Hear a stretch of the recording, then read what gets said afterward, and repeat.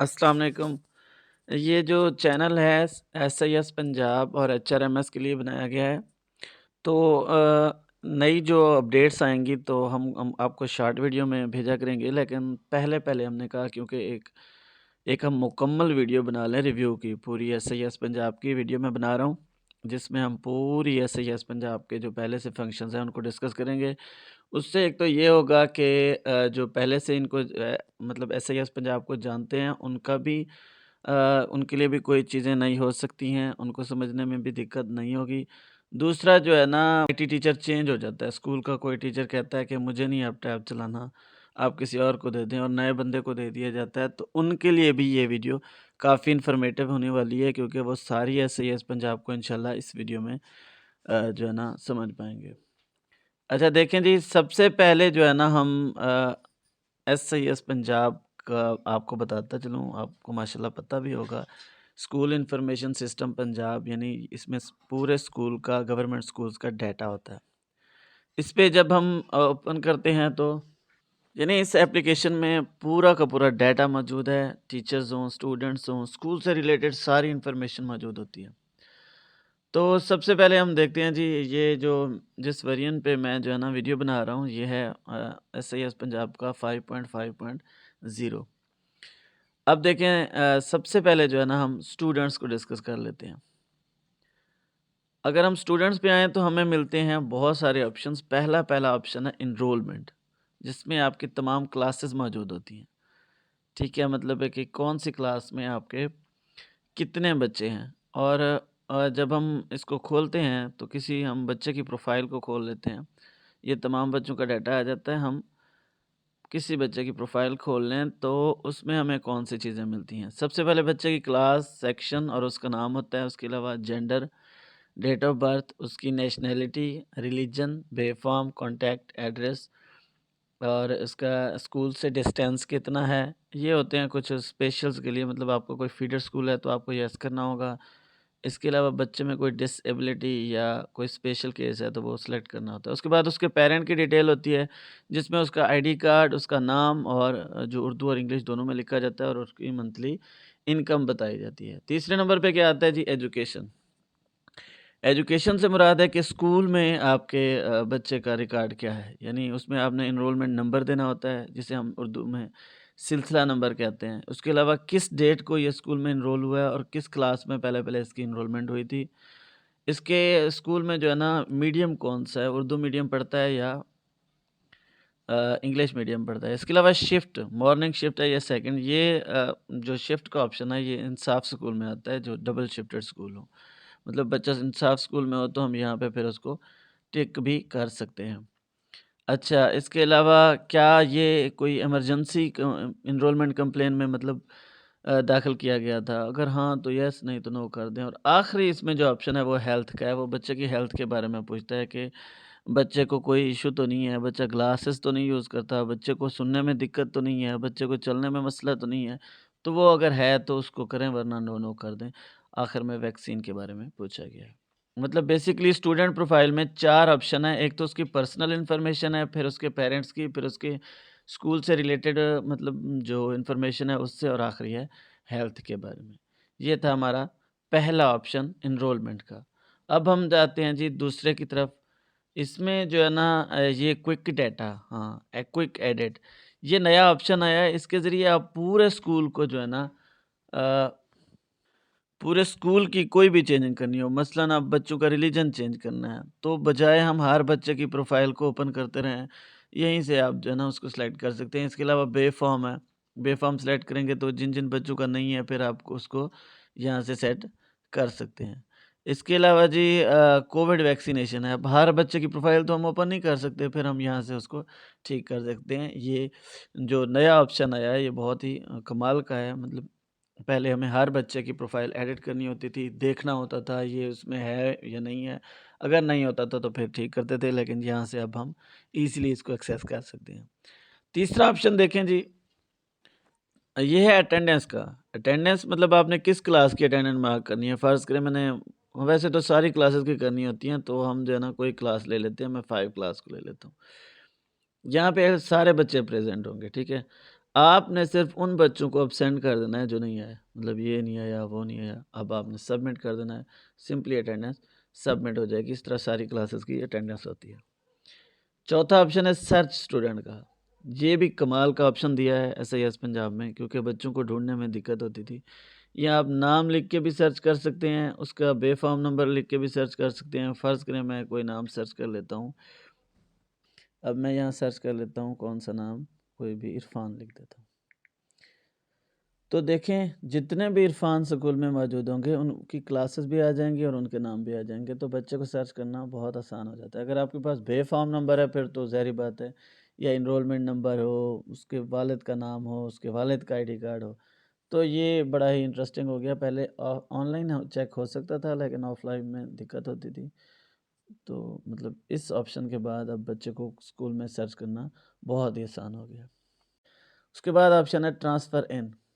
Transfer इन में जो है ना, अगर आप कोई बच्चा है, आया है स्कूल में, तो आपने सबसे पहले उसको क्या करना है, उसके वालिद का, या आप किसी बच्चे को एनरोल कर रहे हैं, तो आप उसके वालिद का या उसका आईडी कार्ड नंबर लिख के यहाँ पे सर्च करें। अगर वो बच्चा स्कूल में मौजूद होगा, मतलब किसी भी स्कूल में मौजूद होगा, तो उसे दोबारा एनरोल करने की ज़रूरत नहीं है, बल्कि उसको ट्रांसफ़र इन कर देना है या रिक्वेस्ट कर देनी है। यहाँ पे आप किसी स्कूल की भी बच्चों की तादाद देख सकते हैं। फ़र्ज़ करें मैं किसी एक स्कूल को सर्च कर लेता हूँ।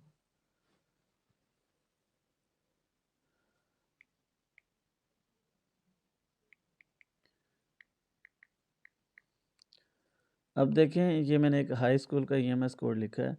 देखें उसके सारे बच्चों की यहाँ पे जो है ना डिटेल आ गई है। तो जिस बच्चे को मैंने एनरोल करना है, मैं यहाँ पे क्लिक करूँगा, वो कहेगा आपने किस क्लास में और मतलब सेक्शन में किस डेट से एनरोल करना है, वो मैं करूँगा। तो ये बच्चा हमारे पास आएगा नहीं, लेकिन हाई स्कूल के उस स्कूल के पास रिक्वेस्ट चली जाएगी कि ये बच्चा, हमने क्लेम किया है कि ये बच्चा हमारे स्कूल में मौजूद है जबकि इन्होंने एनरोल किया हुआ है, तो वो फिर इसको ट्रांसफ़र आउट कर देंगे। अगला ही हमारा ऑप्शन है ट्रांसफ़र आउट का, मतलब कोई और टीचर्स, यहाँ से बच्चा चला जाता है किसी और स्कूल में एनरोल होता है, तो वो हमें ट्रांसफ़र आउट की रिक्वेस्ट करेंगे, तो यहाँ से हम उसे फिर एक्सेप्ट करेंगे, उसके बाद ही उसका नए स्कूल में दाखिला हो पाएगा। बल्क प्रमोशन, हाँ, ये भी बहुत ही इंटरेस्टिंग ऑप्शन है। इसमें भी हमें काफ़ी परेशानी होती थी। उसके लिए जैसे अब मैं कच्ची के बच्चे को प्रमोट करना चाहता हूँ, तो उसके लिए पहले हमें जो है ना, ये हर बच्चे की प्रोफ़ाइल को ओपन करके, फिर उसको जो है ना प्रमोट, डिमोट करना होता था, लेकिन यहाँ से आप एक साथ ही बच्चों को प्रमोट कर सकते हैं। ये भी बड़ा काम का फ़ीचर है। आखिरी जो है एडिट रिक्वेस्ट। फ़र्ज़ करें आपके बच्चों की प्रोफ़ाइल में कोई इश्यू है, मतलब कुछ चीज़ें ऐसी होती हैं बच्चों की प्रोफ़ाइल में जिनको एडिट करना जो है ना मतलब है पॉसिबल नहीं होता। हमारे इसमें नहीं है कि मतलब जैसे बच्चे की डेट ऑफ़ बर्थ है, वो हम चेंज नहीं कर सकते। तो हम क्या करेंगे, उसके लिए हम बच्चे की कोई भी तब्दीली हो जो हमारे टैब में नहीं हो सकती, उसकी हम रिक्वेस्ट करेंगे एईओ साहब को। मुतलका एईओ को हम रिक्वेस्ट करेंगे। जैसे इसका नाम है अब्दुल जब्बार, मैं कहता हूँ इसकी स्पेलिंग ठीक नहीं है, या इसके वालिद का नाम तो अब्दुल खालिक है, मैं इसको यहाँ से चेंज कर दूँगा, उसके जो चेंजिंग करनी हो। उसके बाद फिर हम एईओ को नीचे मेक एडिट रिक्वेस्ट पे क्लिक करेंगे, तो एईओ के पास चला जाएगा और ये सारी फिर जो है ना वो करेक्शंस हो जाएँगी। ये सारी आप देख रहे हैं, ये हमने रिक्वेस्ट की हुई है। अच्छा देखें जी, इसके अलावा जो एक ऑप्शन है यहाँ पे डाउनलोड स्टूडेंट लिस्ट, यहाँ पे आप क्लिक करके पूरे स्कूल के बच्चों की पीडीएफ फाइल जो है ना डाउनलोड कर सकते हैं। उसमें बच्चों की तमाम डिटेल होगी, इसका आप प्रिंट आउट लेके भी इसको रख सकते हैं स्कूल में। और ये आगे जो है ना डाउनलोड रिजेक्टेड स्टूडेंट लिस्ट, यानी जो बच्चे रिजेक्ट हुए हैं, ये आप देखें ना, नंबर है, क्लास है, उसके बाद रिजेक्टेड और इनरोल।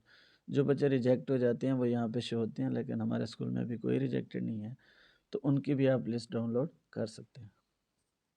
ये स्टूडेंट सेक्शन के नीचे एक बिल्कुल एक और सेक्शन है, इसका नाम है क्लासेस एंड सेक्शन। यहाँ पे आप क्लासेस सेट कर सकते हैं। मसलन एक क्लास है हमारे पास, जैसे 2 है, हमने 2K के नाम से एक अलहदा सेक्शन बनाया है 2 में बच्चे ज़्यादा थे, 2 इनके इंचार्ज थे, तो हमने उनको डिवाइड कर दिया है और टैब में भी मेंटेन कर दिया है ताकि कल को ये मसला ना हो कि ये बच्चा मेरा था या फलाँ का था इस तरह। इसी तरह 2C लिख के मैं ऐड करूँ तो ये तीसरा सेक्शन बन जाएगा। तो ये होती है क्लासेस के सेक्शंस बनाने के लिए। बढ़ते हैं हम स्टाफ सेक्शन की तरफ। इसमें अगर आप देखें तो सबसे पहले टीचर्स का रिकॉर्ड आता है।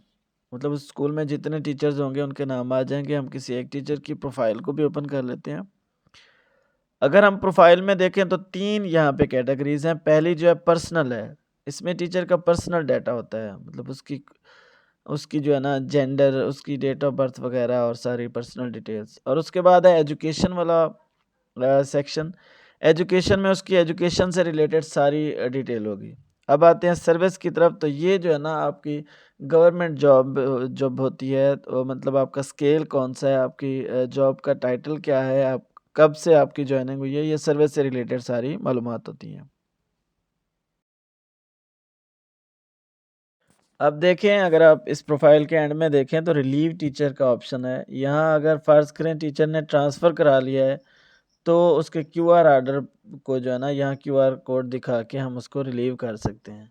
इसी तरह अगर कोई टीचर किसी दूसरे स्कूल से आया है तो हम यहाँ पे ट्रांसफ़र इन में जाके उसका क्यूआर कोड दिखाएँगे, तो उस टीचर का यहाँ पे डाटा आ जाएगा। उसके बाद है टीचर अटेंडेंस। टीचर्स की भी अटेंडेंस ऑनलाइन होती है। आपने ये सारे टीचर्स पहले से एब्सेंट होते हैं, इधर अपोज़िट है, आपको खुद को इनको प्रेज़ेंट करना होता है। उसके बाद है इंस्ट्रक्शनल लीडरशिप। ये हर माह ऐड करनी होती है, इसके नंबर भी हैं। तो मतलब आपने उस माह को मतलब अभी जो है ना फ़ेब की मैं ऐड कर देता हूँ कि हेड टीचर ने ये करानी होती है। कितने टीचर मौजूद थे जी? ये 7 में से 6 टीचर मतलब मौजूद थे। ये भी आपने ऐड करनी होती है क्योंकि ये लाज़मी है। अच्छा, उसके अलावा आ जाते हैं स्पोर्ट में, मतलब है कि आपके स्कूल में दूसरे जो मुलाज़मीन हों तो उनको आप ऐड कर सकते हो। मतलब कोई चौकीदार, चपरासी, स्वीपर इस तरह का हमारे स्कूल में नहीं है, इसलिए हमने ऐड नहीं किया हुआ। बाकी यहाँ पे क्लिक करके हम उसके डाटा भी सेव कर सकते हैं। ट्रांसफ़र हिस्ट्री, इसमें टीचर्स की ट्रांसफ़र हिस्ट्री होती है कि कौन सा टीचर कब इस स्कूल से गया है और कौन से टीचर यहाँ पे आए हैं और कब से आए हैं, उनकी जॉइनिंग और रिलीविंग डेट होती है यहाँ पे। आखिर में हम देखें तो इंसाफ आफ्टरनून स्कूल प्रोग्राम का ऑप्शन है। यहाँ पे मतलब कौन-कौन से टीचर इंसाफ स्कूल में काम कर रहे हैं। इसकी पॉलिसी के मुताबिक अगर सेम स्कूल से है तो आप उस स्कूल में से टीचर्स को सिलेक्ट करेंगे। यहाँ ऐड पे क्लिक करके जो टीचर पढ़ा रहे हैं उनको आप ऐड कर सकते हैं। इसके अलावा जो है ना, अगर पॉलिसी के मुताबिक आपके स्कूल में टीचर्स बिलिंग नहीं है तो आप किसी नियर बाई स्कूल से टीचर को गवर्नमेंट टीचर को जो है ना हायर करेंगे।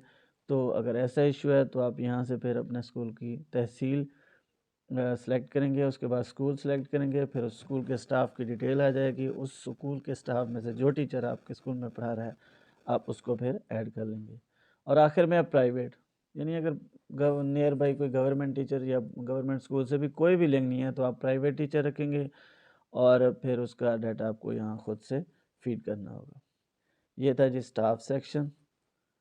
अब देखें आखिरी और सबसे अहम, जो बहुत ज़्यादा ज़रूरी है, इसमें अक्सर स्कूल्स में ये इशू होता है और एयूज़ वगैरह कहते हैं कि इनको अपडेट रखा करें।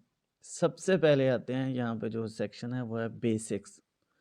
बेसिक्स में 2 चीज़ें हैं, एक तो है आपकी बेसिक इन्फॉर्मेशन और दूसरी जो है वो आपकी स्कूल काउंसिल की डिटेल है। बेसिक इन्फॉर्मेशन में क्या होता है, आपके स्कूल का मरकज़, मौज़ा, विलेज, यूसी वगैरह का नाम, कॉन्टैक्ट नंबर और मतलब है कि स्कूल का मीडियम क्या है, फंक्शनल है या नहीं है, कौन से साल में बना है और शिफ्ट का बताना होता है कि ये सिंगल शिफ्ट है या डबल है।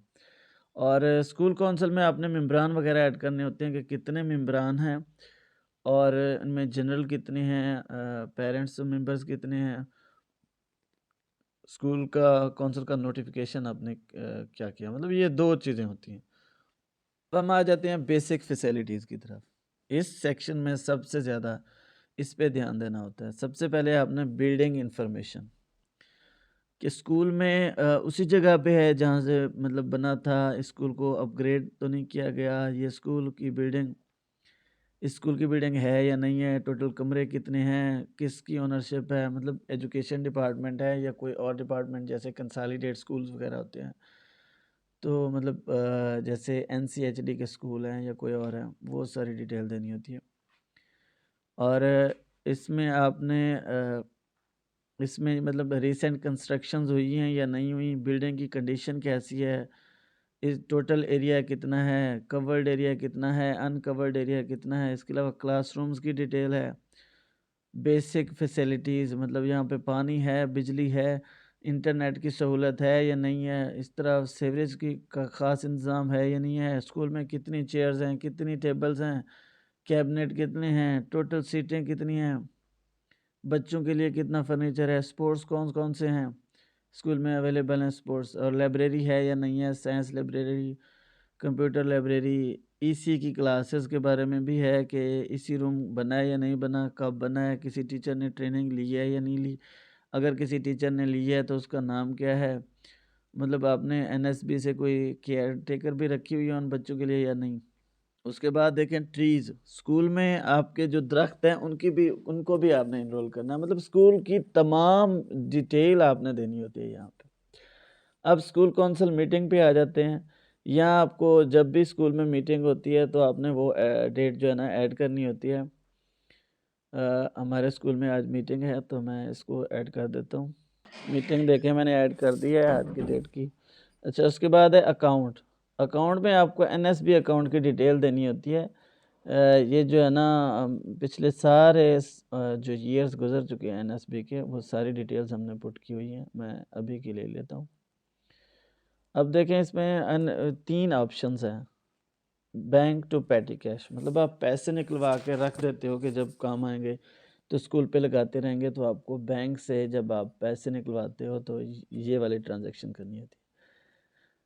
और इसके अलावा ऐड एक्सपेंसेस आपने यहाँ पे एक्सपेंसेस ऐड करने होते हैं कि मैंने ये चीज़ें खर्च की हैं बिल के हिसाब से। अब एक्सपेंसेस में आपको क्या-क्या लिखना होता है। आपने सबसे पहले बैंक चेक को सिलेक्ट करना है, पेटी कै अगर आपने पैसे निकलवाए हैं तो पेटी कैश करें, अगर आपने चेक के थ्रू मतलब कोई चीज़ खरीदी है तो आप बैंक चेक करेंगे। वैसे स्कूलों में हम बैंक चेक के ज़रिए ही सारा कुछ करते हैं। उसके बाद डेट ऑफ ट्रांज़ैक्शन ये आपने बैंक स्टेटमेंट से देखनी है, चेक नंबर लिखना है, कैटेगरी सिलेक्ट करनी है कि कौन-सी कैटेगरी के लिए आपने ये खर्च किया है, उसकी सब कैटेगरी और इसमें थोड़ी डिटेल और अमाउंट लिख के इस यहाँ पे क्लिक कर देंगे तो आपके एक्सपेंसेस ऐड हो जाएँगे। उसके बाद ऐड रिसिप्ट मतलब कोई अमाउंट आपके अकाउंट में आई है, जैसे आती है मतलब है कि एनएसबी की जो क्वार्टर 1 और क्वार्टर 2, 3, 4 इस तरह आते हैं तो आप यहाँ से ऐड करेंगे। यहाँ पे जो है ना उसको पहले एंट्री करेंगे और अमाउंट शो होगी, जैसे अभी यहाँ 65,675 रुपीज़ जो है ना यहाँ पे मौजूद हैं। ये बिल्कुल अच्छे से मैनेज करना होता है और ये बड़ा टेक्निकल काम है। कौन सी मतलब है कि क्वार्टर आया है और कितनी अमाउंट आई है, आपने फिर यहाँ से क्लिक कर देना है डेट के साथ। आखिर में जो हमारे ऑप्शंस बचते हैं ये पोस्ट का है। ये पोस्ट जो आपने बतानी होती है कि स्कूल में कितने ईएसई, पीएसटी मौजूद हैं, कितनी होनी चाहिए और कितने फील्ड हैं, ये सारी फिल करनी होती हैं और ये नॉन टीचिंग के लिए होती है, ये टीचर्स के लिए होती है। रजिस्टर्ड टैबलेट स्कूल का टैबलेट जो रजिस्टर होता है उसकी डिटेल होती है कि कौन सा स्कूल और उसका आईएमई नंबर यहाँ पे रजिस्टर्ड है। तो अगर आपका टैब गुम हो जाए तो आपको फिर रिक्वेस्ट करनी होती है एईओ को और वो उस वहाँ से अप्रूव करेगा। मतलब कोई भी टैब आपके स्कूल को लॉगिन नहीं कर सकता सिवाय उस टैब के जो स्कूल से में रजिस्टर्ड होगा। आखिर में पैक का रिज़ल्ट है, अब तो पैक खैर है नहीं, यहाँ पे आप क्लिक करेंगे तो पिछले 3-4 साल का रिज़ल्ट आता है। और लास्ट में एसआईएफ ये नया ऑप्शन है और यहाँ आपको हर 3 महीने बाद रिपोर्ट मिलती है आपकी। जो इसमें नंबर्स हैं वो डिवाइडेड होते हैं, जिसमें टीचर्स के लिए नंबर होते हैं मतलब और बच्चों के लिए होते हैं। बच्चों का सेक्शन होता है टीचर का, इसी तरह अथॉरिटीज़ के नंबर्स होते हैं टोटल। तो इनका ये रिपोर्ट फिर जो है ना इस तरह बनती है। तो मेन जो सेक्शंस है वो हमने डिस्कस कर लिए। अब मैं आपको बताऊंगा कुछ और चीज़ें। ये दरमियान में सेंसस वाला जो ऑप्शन है ये होता है, आपको सेंसस का पता है, हर साल होता है और इसमें जो है ना पूरे स्कूल की कोई भी अनोमलीज़ हों, गलतियाँ वगैरह वो ठीक करनी होती हैं हमने। पूरी डिटेल होती है। ये अक्टूबर को वैसे सबमिट होता है। ये हर साल होता है। इसके अलावा जो है ना यहाँ पे आप 3 डॉट पे देखें ऑप्शन है, यहाँ से आप पासवर्ड चेंज कर सकते हैं और स्कूल की कंप्लीटली इन्फॉर्मेशन आप यहाँ से ले सकते हैं। और इसके बाद ये जो आप दरमियान में देख रहे हैं ना रिफ्रेश का बटन, इसको आपने रेड नहीं होने देना। ये अगर रेड होगा तो आपकी चीज़ें पेंडिंग में होंगी, मतलब सिस्टम में अपडेट नहीं होंगी। फिर अगर ऐप अनइंस्टॉल हो जाता है तो वो सारी आपकी ने जो चेंजिंग की होंगी वो डिलीट हो जाती हैं। इसको हमेशा रिफ्रेश रखना है, ठीक है? और इसको इसी तरह होना चाहिए जो आपको कलर नज़र आए। यहाँ पे लॉग आउट का ऑप्शन है, आप यहाँ से लॉग आउट कर सकते हैं। नीचे देखिए आपने आखिरी बार इसको कब रिफ्रेश किया है, तो ये टाइम भी देता है 7:07 पे हमने इसको रिफ्रेश किया था आखिरी बार। ये अभी नेट का थोड़ा इश्यू है, इस वजह से ऐसे आ रहा है। और ऊपर वेरिएंट होता है यहाँ पे, मतलब कौन सा वेरिएंट है। जी तो दोस्तों ये थी हमारी आज की वीडियो, जिसमें हमने ऐसे जल्दी से ही सही लेकिन स्कूल इंफॉर्मेशन सिस्टम का एक रिव्यू ले लिया है। इंशाल्लाह इसमें अगर कोई नई अपडेट आएगी तो फ़ौरन ही आपको इस चैनल पर मिलती रहेगी, तो इस चैनल से जुड़े रहें और इंशाल्लाह आपको मुकम्मल रहनुमाई मिलती रहेगी। Thank you.